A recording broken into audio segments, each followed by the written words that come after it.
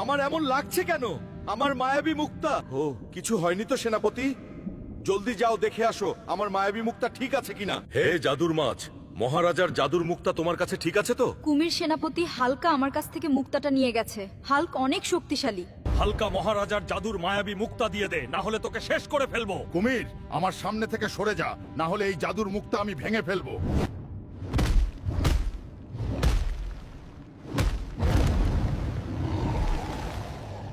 তোদের কুমির রাজাকে গিয়ে বল, সাদিয়ার জামাই আসতেছে তোদের রাজাকে শেষ করতে। মহারাজা কুমির, আপনার জাদুর মাছের কাছ থেকে হালকা আপনার জাদুর মুক্তা নিয়েছে।